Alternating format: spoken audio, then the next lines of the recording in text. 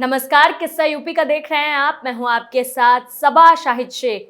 उत्तर प्रदेश के घोसी उपचुनाव में बीजेपी प्रत्याशी दारा सिंह चौहान बड़े अंतर से हार गए। समाजवादी पार्टी के सुधाकर सिंह ने दारा सिंह चौहान को बड़े अंतर से हरा दिया। 2022 के यूपी विधानसभा चुनाव में दारा सिंह चौहान 20,000 के अधिक वोटों से जीते थे, लेकिन उपचुनाव में घोसी की जनता ने उनका साथ नहीं दिया। यूपी की राजनीति में दारा सिंह चौहान को मौसम वैज्ञानिक माना जाता है। इसी पर चर्चा के लिए हमारे साथ मौजूद हैं कैपिटल टीवी के एग्जीक्यूटिव एडिटर राजीव जी। राजीव जी, आपका बहुत बहुत स्वागत है। धन्यवाद। क्या बीजेपी की हार दारा सिंह चौहान की वजह से हुई है? देखिए, ये हार का एक कारण नहीं होता है और हार जरूरी है आगे के जीतने के लिए। ये कहा जाता है कि जब शेर 2 कदम पीछे हटे तो इसका मतलब है कि वो छलांग लगाने की कोशिश कर रहा है। मतलब ऐसा नहीं होता है कि किसी एक चुनाव में हार का मतलब है कि आप हमेशा हर चुनाव को आगे के लिए सेमीफाइनल मांग लें। ये जो इंडिया गठबंधन की बात की जा रही है, ये इंडिया गठबंधन कुछ नहीं है बल्कि समाजवादी पार्टी की जीत हुई है। इससे कोई गुरेज नहीं किया जा सकता कि समाजवादी पार्टी ने पूरी ताकत झोंक दी। और दूसरी तरफ भारतीय जनता पार्टी जो लगातार जीत रही थी, वो जीत का गुमान जो था भारतीय जनता पार्टी के सर पर, वो थोड़ा उतरा है, क्योंकि इसमें भाजपा ने उतनी मेहनत नहीं की दारा सिंह चौहान के चक्कर में। दारा सिंह चौहान को लग रहा था कि वो पहले भारतीय जनता पार्टी के टिकट से जीते, उसके बाद समाजवादी पार्टी के टिकट से 2022 में जीते, फिर से तीसरी बार वो भारतीय जनता पार्टी में शामिल हुए। उपचुनाव में वो जीत जाएंगे, ऐसा भारतीय जनता पार्टी को लग रहा था और इसलिए कंफ्यूजन में भाजपा की तरफ से जो मैनेजमेंट किया जाना चाहिए वो मैनेजमेंट नहीं किया गया।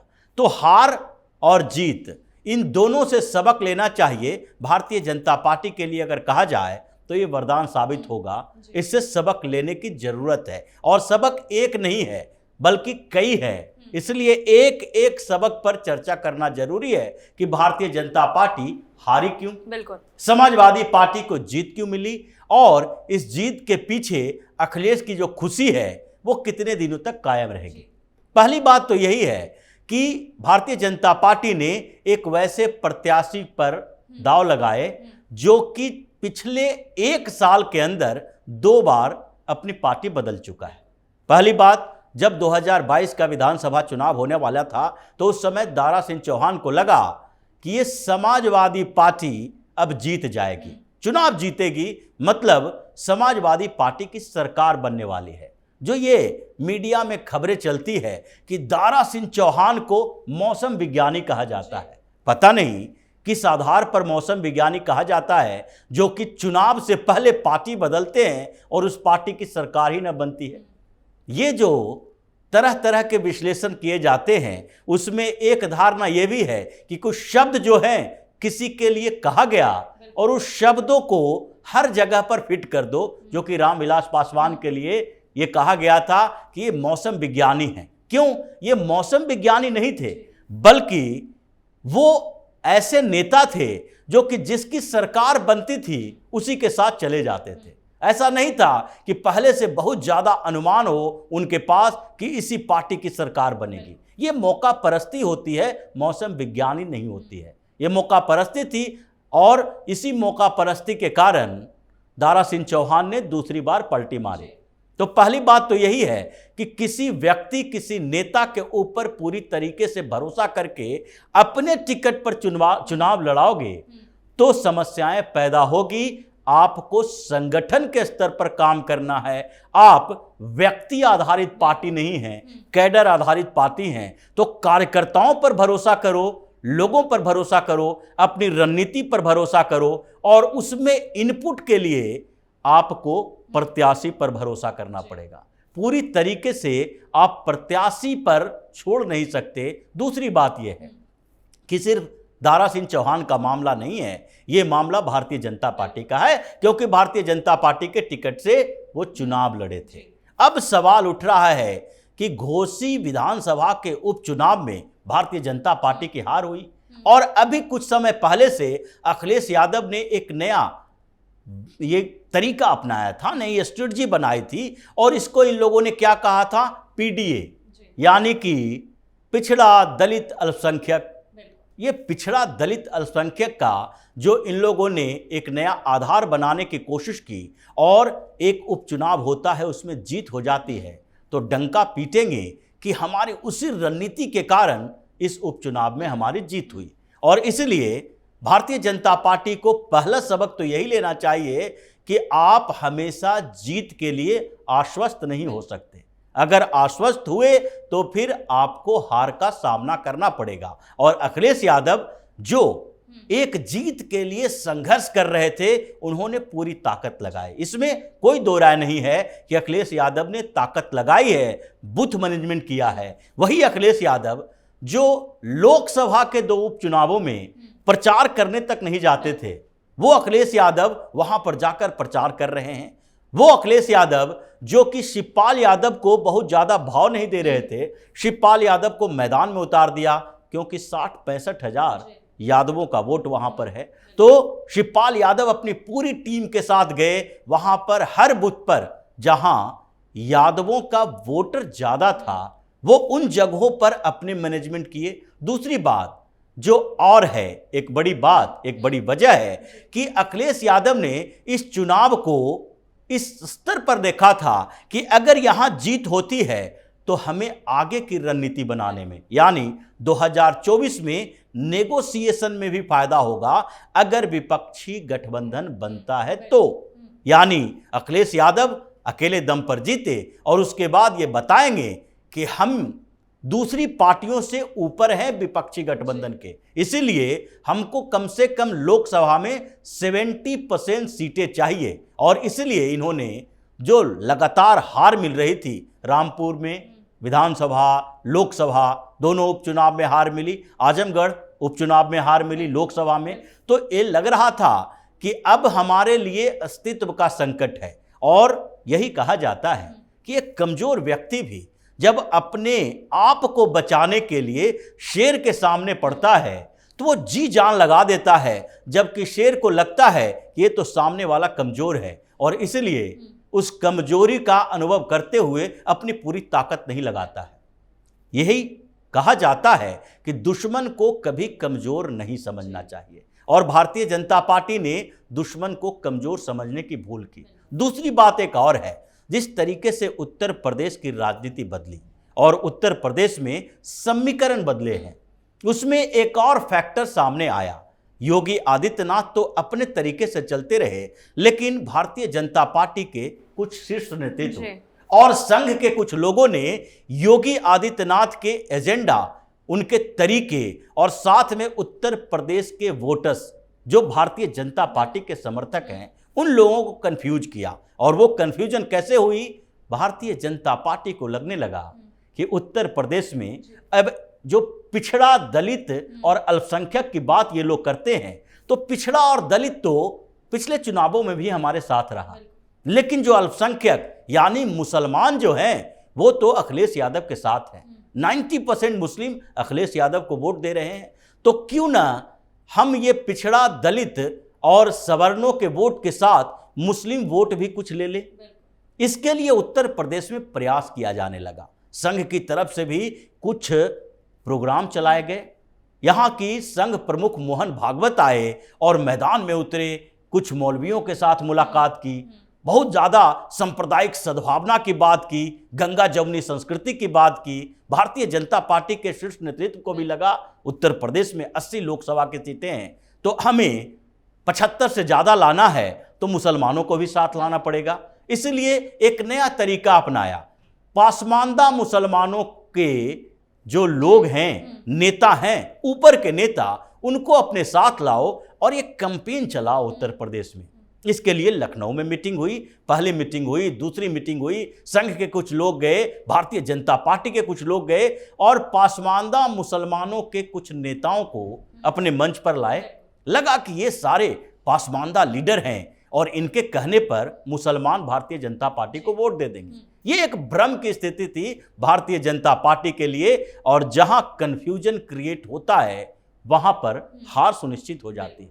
ये कंफ्यूजन जो भारतीय जनता पार्टी के नेतृत्व के अंदर रहा, योगी के अंदर नहीं था। योगी ने कभी भी इस बात को स्वीकार नहीं किया किसी भी बैठक में कि उत्तर प्रदेश की राजनीति में हमें मुसलमानों को अपने साथ जोड़ने की कोई कवायद करनी चाहिए। लेकिन कंफ्यूजन है, और भारतीय जनता पार्टी के कुछ थिंक टैंक जो दिल्ली में बैठे हुए हैं उनको भी लगा कि उत्तर प्रदेश की राजनीति में मुसलमान 20% और उसको कैसे पूरी तरह से छोड़ सकते हैं। उनको ये नहीं लगा कि 20% के चक्कर में जो 80% में से अभी हमारे पास 50% है वो कंफ्यूज होंगे और 50 से घटते हुए ये 30 पर आ जाएंगे।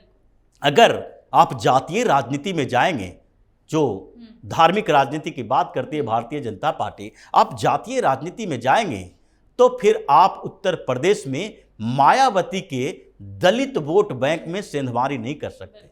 अगर आप जातीय राजनीति में जाएंगे तो फिर अखिलेश यादव के साथ खड़े यादव समुदाय आपको क्यों वोट देगा। अगर आप जातीय राजनीति में जाएंगे तो वहां पर जो प्रत्याशी है उसके अपने जाति के, ओबीसी ही सही, वो लोग आपके साथ क्यों आएंगे। जब जाति आधार होगा तो वो लोग भी बिखरे रहेंगे और अपने अपनी पार्टी, अपने अपने नेता देखेंगे। लेकिन उत्तर प्रदेश में हुआ यही। इन लोगों ने क्या किया कि मुसलमानों को अपने साथ लाने के लिए कुछ नेताओं को अपने साथ जोड़ा, और अगर पासमानदा मुस्लिम के नेता इनके साथ मंच पर खड़े हैं तो लगा कि ये अपने गांव में जाएंगे, अपने क्षेत्र में जाएंगे तो ये भारतीय जनता पार्टी के लिए वोट दिलवा सकते हैं। लेकिन इन लोगों को जमीनी हकीकत का पता ही नहीं था कि जो मुसलमान इनके मंच पर खड़े हैं वो अपने घर में अपने बच्चों का वोट भारतीय जनता पार्टी को नहीं दिलवा सकते, अपने परिवार के लोगों का वोट नहीं दिलवा सकते। क्योंकि अगर समीकरण की बात करें घोसी विधानसभा में भी, तो वहां उपचुनाव हो या चुनाव हो, 85,000 मुसलमान वोटर है। अब 85,000 मुसलमान वोटर, 1,13,15,000 20,000 वोट जो सुधाकर सिंह को मिले हैं, अगर इसमें पूरे समीकरण को देखें 60% वोट पोल हुआ, लेकिन किसका वोट पोल हुआ, किसका कम हुआ, ये अभी आंकड़े नहीं आएंगे। जो स्थितियां वहां पर रही और जो खुशी का माहौल वहां किन लोगों के बीच है, वो देखने के बाद ही भारतीय जनता पार्टी के उन शीर्ष नेतृत्व के लोगों को और संघ के कुछ बुजुर्ग नेताओं को, जो कि आज सद्भावना के रास्ते पे चलने की कोशिश में मुसलमान को भारतीय जनता पार्टी से जोड़ने की कोशिश कर रहे हैं, उनको ये पता चलने लगा कि यहां पर कुछ भी हो जाए, भारतीय जनता पार्टी अगर मुसलमानों को जोड़ेगी तो हिंदू के कई वर्ग उनसे साथ नहीं जाएंगे, जो कि पिछले चुनाव में नहीं हुआ था। योगी के नेतृत्व में चुनाव लड़ा गया। योगी ने जिस तरीके से पूरी तरीका जो अपनाया था कि हम मुख्यमंत्री हैं, हम गोरखपुर पीठ के महंत भी हैं, हम जो ड्रेस पहनते हैं अंदर से बाहर से पूरी तरीके से हिंदू हैं, और इसलिए हमें तुष्टीकरण की नीति नहीं करनी है। ऐसा नहीं कहा जा सकता कि अगर आप सीएम हैं तो आप उत्तर प्रदेश के मुसलमानों के लिए काम नहीं करेंगे। काम करना होगा, लेकिन राजनीति में जो तुष्टीकरण अखिलेश यादव कर रहे हैं, जो तुष्टीकरण मायावती कर रही है, जो तुष्टीकरण अगर कांग्रेस कर रही है, वही तुष्टीकरण भारतीय जनता पार्टी भी करे तो इस विचारधारा के आधार पर आपको वोट नहीं मिलेगा। पिछले 2022 के चुनाव में यही हुआ था कि जिस तरीके से मुसलमानों ने टैक्टिकल वोटिंग की, 90% मुस्लिम वोटर अखिलेश यादव के साथ गए, तो उसी तरीके से मायावती जो इतनी पिछड़ी है उसका कारण यही था कि हिंदू जो जातियों के आधार पर बटे थे, वो जिन जिन जगहों पर मुस्लिम ज़्यादा थे वहां पर हिंदुओं ने भी ध्रुवीकरण किया। अखिलेश यादव को वोट कम मिला, लेकिन मायावती को वोट मिला ही नहीं। कांग्रेस को जो 2% वोट मिला है वो उन्हीं लोगों का मिला। कांग्रेस को भी हिंदुओं ने वोट नहीं दिया और इसलिए भाजपा की जीत हुई, ऐतिहासिक जीत हुई। लेकिन इस चुनाव में ये जो कंफ्यूजन रहा, राजभर के ऊपर भरोसा करना, राजभर कम्युनिटी के भी समुदाय के लोग वहां पर हैं, राजभर जैसे लोगों के ऊपर भरोसा करना जो आस्तीन का सांप है, दारा सिंह चौहान के ऊपर भरोसा करना जो कि 2 बार पलट चुका है, मुसलमानों पर भरोसा करना कि 15-20% मुस्लिम वोट दारा सिंह चौहान के साथ आ जाएंगे हमारे साथ, ये सारे जो over confidence Bharatiya Janata party के अंदर था वो सारे भ्रम टूट गए हैं। अब योगी के हाथ में कमान जाएगा। जो योगी की बात नहीं मानकर इस समय जो तुष्टीकरण के रास्ते पर भारतीय जनता पार्टी चल रही थी, वो अब समझना पड़ेगा इसको कि हमें किसका वोट चाहिए, किसका नहीं चाहिए, किसके वोट से हम सरकार बना सकते हैं, जीत सकते हैं, और किसके वोट से सिर्फ और सिर्फ हम ये देख सकते हैं कि हमने चुनाव लड़ा। चुनाव लड़ना, कांग्रेस भी चुनाव लड़ती है, चुनाव लड़ना और जीतना दोनों अलग अलग है, और दोनों के बीच डिफरेंस समझना है तो स्ट्रेटजी स्ट्रेट फॉरवर्ड होनी चाहिए, कन्फ्यूजन नहीं होनी चाहिए, जीत का घमंड नहीं होना चाहिए। और ये सबक अगर भारतीय जनता पार्टी के शीर्ष नेतृत्व के बीच जो मंथन चलेगा इस उपचुनाव में हार के बाद, अगर नहीं सीखा 2024 में इससे ज़्यादा बुरी स्थिति होगी। लेकिन ऐसा लगता है कि ये जो चुनाव हुआ है, ये चुनाव भारतीय जनता पार्टी को सबक सिखाने के लिए है कि ज़्यादा घमंड मत करो, स्ट्रेटजी में कंफ्यूजन मत रखो, और सीधे तरीके से जो मुद्दे तुम्हारे पास हैं उस पर काम करो। और हर चुनाव में, चाहे म्युनिसिपैलिटी का चुनाव ही क्यों न हो, पूरी ताकत नहीं झोंकोगे तो जीत नहीं मिलेगी। अखिलेश यादव इस खुशी में थोड़े से बौराएंगे, पगलाएंगे, लेकिन कुछ दिन के बाद उनको उनकी औकात पता भी चल जाएगा। बिल्कुल, बहुत बहुत शुक्रिया आपका तमाम जानकारी। धन्यवाद। तो एक तरफ जहां समाजवादी पार्टी में जीत का माहौल है और खुशियां मनाई जा रही है, वहीं दूसरी तरफ बीजेपी को शिकस्त का सामना करना पड़ा। लेकिन इन सब के बीच सवाल ये उठता है कि क्या घोसी उपचुनाव की जीत के बाद अखिलेश यादव 2024 के चुनाव में बीजेपी को टक्कर दे पाएंगे? क्या बीजेपी इस हार से सबक लेगी? वैसे जग जाहिर है कि घायल शेर ज्यादा खतरनाक होता है। फिलहाल के लिए किस्सा यूपी का में इतना ही। देखते रहिए कैपिटल टीवी उत्तर प्रदेश। नमस्कार।